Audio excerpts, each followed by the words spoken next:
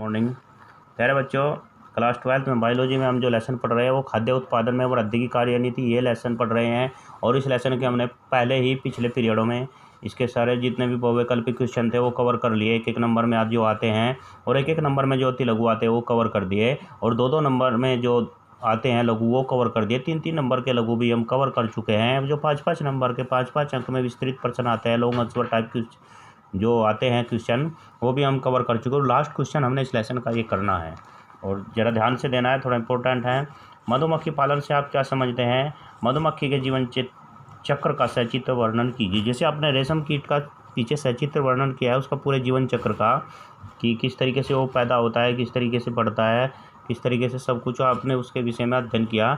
मधुमक्खी पालन द्वारा बनाए हुए पदार्थों के नाम लिखिए, यानी कौन कौन से पदार्थ हैं जो मधुमक्खी के द्वारा बनाए जाते हैं। भारत में पाई जाने वाली किन्हीं दो प्रजाति की शहद की मक्खियों के जंतु वैज्ञानिक नाम लिखिए। अथवा इस प्रकार से आ सकता है कि भारत में पाई जाने वाली शहद की दो जंतु वैज्ञानिक नाम लिखिए मधुमक्खियों के, और इनमें से किसी एक की पालन विधि का वर्णन कीजिए। उनके पालने की विधि का भी वर्णन पूछा जा सकता है। अथवा टिप्पणी लिखिए शहद यानी मधु के ऊपर। अथवा मधुवाटिकाएँ क्या हैं, जो शहद की वाटिकाएँ होती है वो क्या हैं। मधुमक्खी के जीवन चक्र का सचित्र वर्णन कीजिए। इनके द्वारा उत्पादित पदार्थों का आर्थिक महत्व बताइए, यानी जो पदार्थ उनके द्वारा तैयार किए जाते हैं, जो प्रोडक्ट, उनका आर्थिक महत्व बताइए, आर्थिक जीवन में उनका क्या महत्व है। या फिर मौन यानी मधुमक्खी, मौन बीजी को कहते हैं मौन पालन। मधुमक्खी पालन से आप क्या समझते हैं, हमारे जीवन में इसका क्या महत्व है। या नेक्स्ट क्वेश्चन हो सकता है मधुमक्खियों द्वारा निर्माण किए जाने वाले दो प्रमुख उत्पादों के नाम भी लिखिए। जैसे मोम और शहद प्राप्त होता है, आप सभी जानते हैं मधुमक्खी से दो उत्पाद प्राप्त होते हैं। तो इस तरीके से क्वेश्चन कुछ भी घुमा फिरा करा जाए, लेकिन आपको एक ध्यान रखना है, यहाँ तो इन सभी में जो जो भी बदल बदल कर पूछा गया है, यहाँ ये थोड़ा आंसर बड़ा इसलिए हो जाता है कि इसमें इन सभी के आपको आंसर मिलेंगे, लेकिन आपको आंसर उसी का देना है, सीधा सटीक वही आंसर देना है जो आपसे परीक्षा में पूछा जाए। यदि महत्व तो पूछा जाए तो महत्व तो बताना है, जंतु वैज्ञानिक नाम पूछा जाए तो वो बताना है, और जो भी पूछा जाए आपसे वही, आपको जीवन चक्र पूछा जाए मधुमक्खी का तो वो बताना है, तो आपको वही बताना है। इसलिए क्वेश्चन थोड़ा बड़ा हो जाता है क्योंकि इसमें सारे ही जो क्वेश्चन हैं उन सभी का आंसर आ जाता है, यानी कई क्वेश्चनों का समावेश एक आंसर में देना होता है। मधुमक्खी पालन। मधु यानी शहद, मधु को शहद बोलते हैं, मक्खी को मक्खी बोलते हैं। मधुमक्खी यानी शहद वाली मक्खी।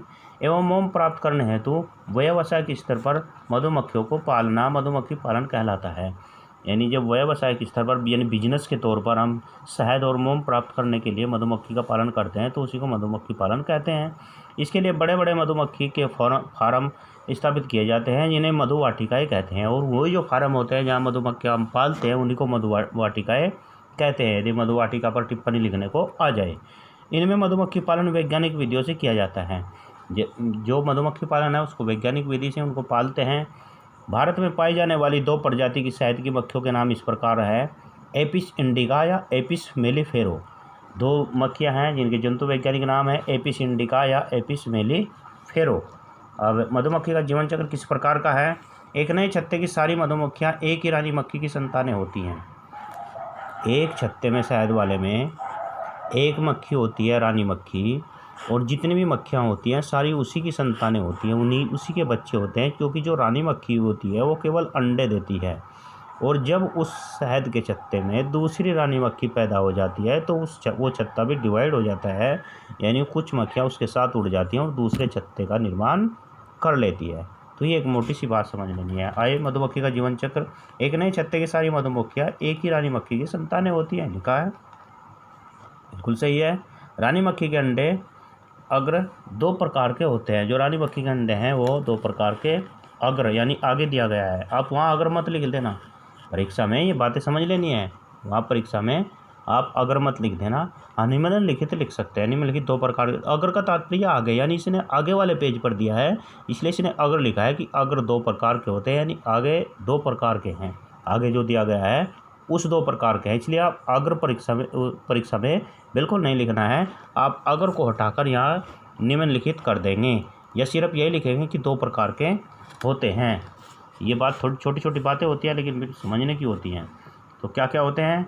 निषेचित द्विगुणित अंडे, इनमें गुणसूत्रों की संख्या 32 होती है। इनके भ्रूणीय परिवर्धन से सपुंसक रानी मक्खियाँ या नपुंसक श्रमिक मक्खियाँ बनती हैं।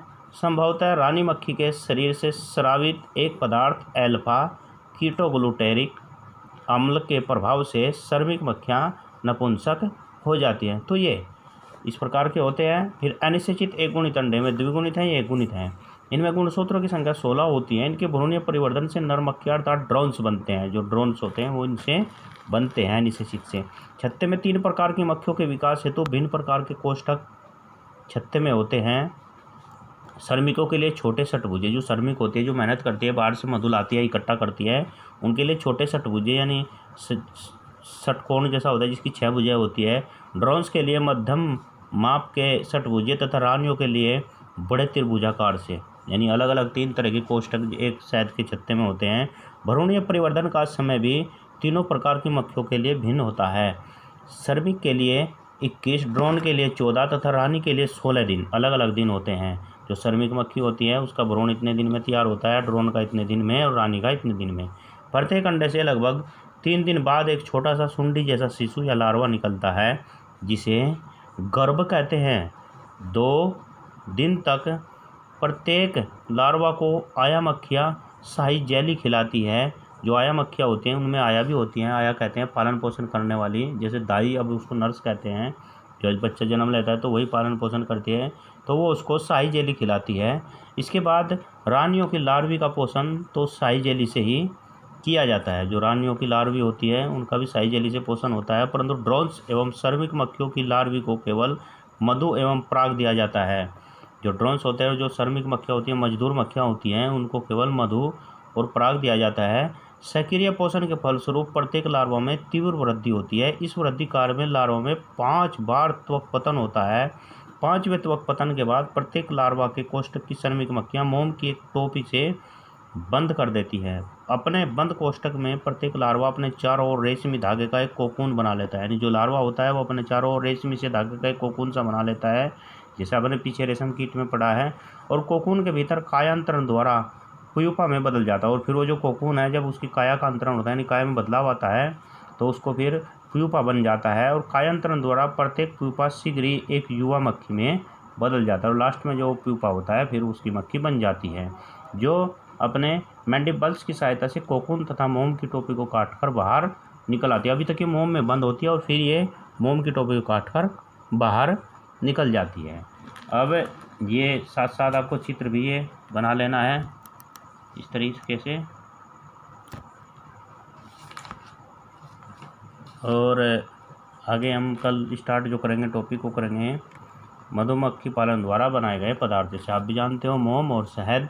तो ये थोड़ा सा रह रहा है क्वेश्चन, इसको कल हम क्वेश्चन को एंड कर देंगे और इस क्वेश्चन के साथ इस लेसन को एंड कर देंगे।